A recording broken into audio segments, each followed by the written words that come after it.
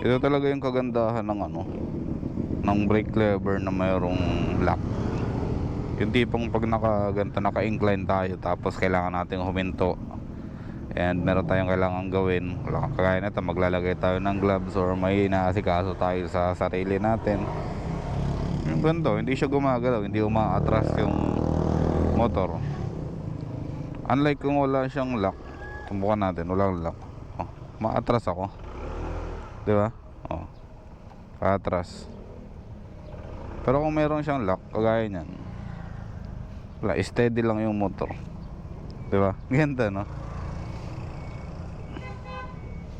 Kaya mga ano natin, mga upgrade natin sa motor natin, talagang mga essential, no? Kahit medyo naluluma na yung motor natin, yung mga upgrade na ginawa natin sa motor, andyan pa rin, still working, gumagana pa rin sila lahat. Diba, tingnan nyo, wala, hindi ko hawak yung motor, yung paa ko inaangat kong ganyan, oh. Hindi siya hindi siya umaatras. Tapos pag binitawan ko, atras na siya, tapos pwede na tayong umabante.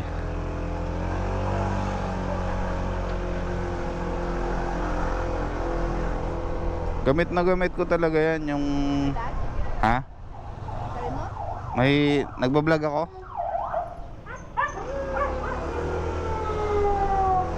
Gamit na gamit ko talaga yan, yung brake lever na yan na may lock sa mga uneven or dun sa mga hindi pantay na kalsada, palusong, paangat, mga ganyang bagay.